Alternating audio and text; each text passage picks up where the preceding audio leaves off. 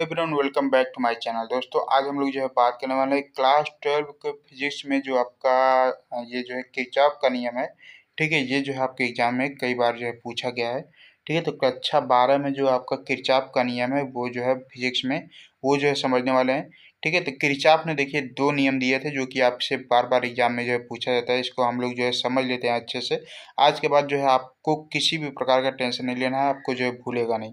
ठीक है, तो सबसे पहले जो है दो दो नियम है। तो प्रथम नियम जो है हो जाएगा आपका संधि नियम। ठीक है, और दूसरा नियम जो है आपका हो जाएगा जो है लूप का नियम। ठीक है, और प्रथम नियम जो है आपका जो संधि नियम है वो जो है विद्युत लॉ है, यानी कि इसी को जो है विद्युत नियम भी बोला जाता है। अगर आपसे पूछा जाता है कि किरचॉफ का विद्युत नियम लिखिए तो पहला नियम लिखेंगे। अगर आपसे पूछा जाता है कि किरचॉफ का वोल्टेज नियम लिखे तो वो जो है दूसरा नियम हो जाएगा।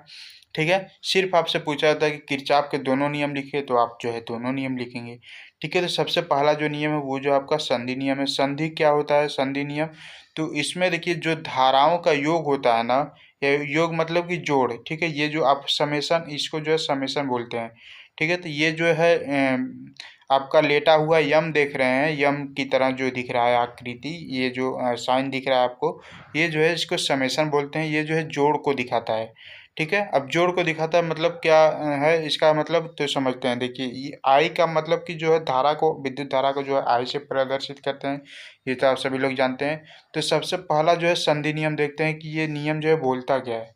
ठीक है, तो इसमें देखिए सबसे पहला नियम क्या बोला जाता है इसमें कि किसी वैद्युत परिपथ की किसी भी संधि पर मिलने वाली धाराओं का बीजगणितीय योग शून्य होता है।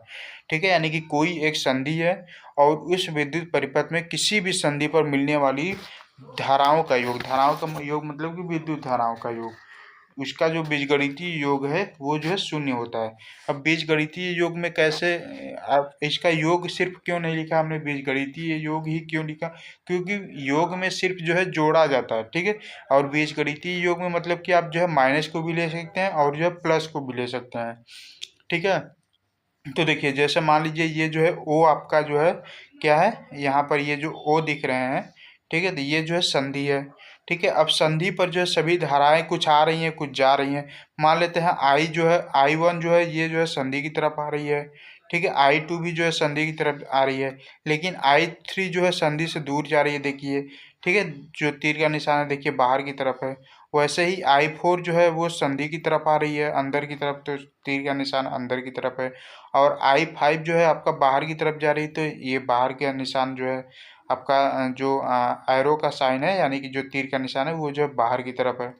ठीक है, और दूर जाती हुई संधि को जो है आपका विद्युत धारा को माइनस से दिखाते हैं, और जो है संधि की ओर आती हुई विद्युत धारा को जो है प्लस से दिखाते हैं।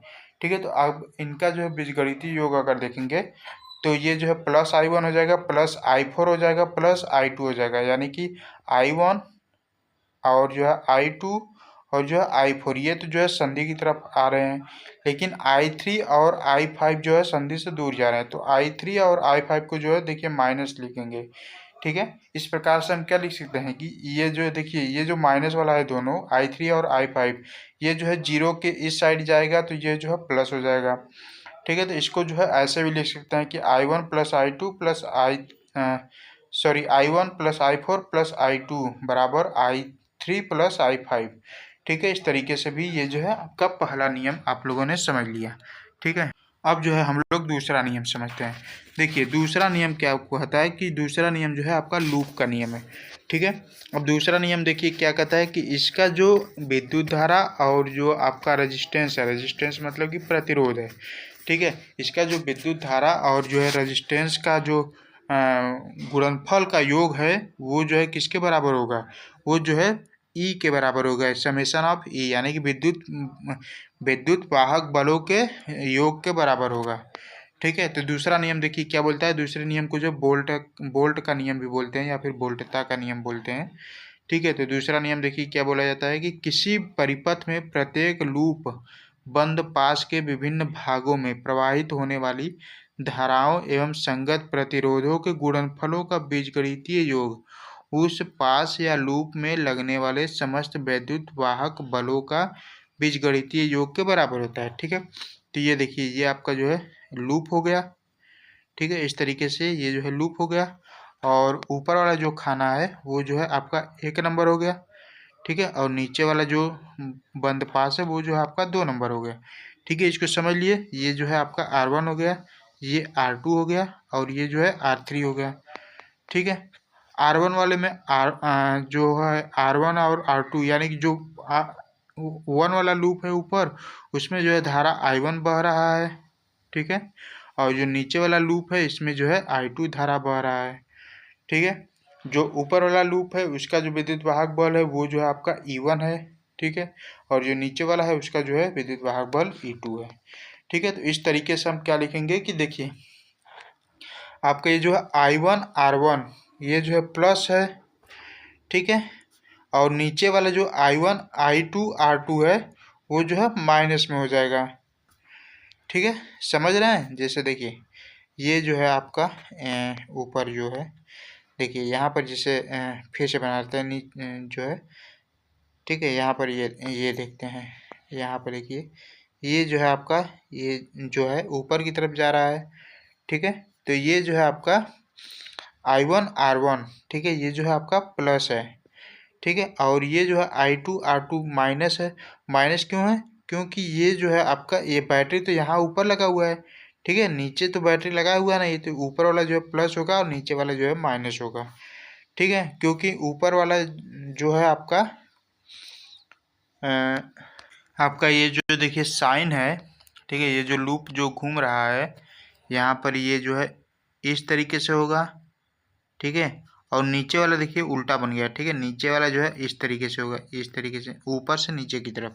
ठीक है, तो यहाँ पर देखिए ऊपर वाला जो है प्लस I1 R1 हो जाएगा और नीचे वाला जो है माइनस I2 R2 हो जाएगा, और बराबर में E1 माइनस E2 हो जाएगा। ठीक है, बंद पास 1 में। ठीक है, वैसे ही अगर आप बंद पास 2 में देखेंगे, ठीक है, तो बंद पास 2 में भी जो है आप जो है लिख सकते हैं I1 R2, ठीक है, प्लस I1 प्लस I2, क्योंकि इसमें जो है I1 भी धारा भी बह रहा है और जो है I2 धारा भी बह रहा है। ठीक है, तो I1 plus I2 into R3, ठीक है, ये जो नीचे वाला है इसमें जो है R3 है। ठीक है, R3 बह रहा है विद्युत धारा, सॉरी रेजिस्टेंस जो है R3 है। ठीक है, यानी कि प्रतिरोध जो है R3 है, इंटू R3 बराबर E2। ठीक है, तो ये जो है इक्वेशन नंबर 1 हो गया, ये जो है इक्वेशन नंबर 2 हो गया। ठीक है, तो आपका जो विद्युत परिपथ का जो नियम था, किरचॉफ का नियम, वो जो है कुछ इस प्रकार से था। ठीक है, तो आई होप कि आपको वीडियो पसंद आएगा। प्लीज़ वीडियो को लाइक कीजिएगा, अपने दोस्तों के साथ भी शेयर कीजिएगा, और अगर आप चैनल पर पहली बार आए प्लीज़ चैनल को सब्सक्राइब करके बेल आइकन को प्रेस कर लीजिए। ठीक है, आपके बोर्ड एग्जाम से रिलेटेड बहुत सारी जानकारियाँ आपको आगे भी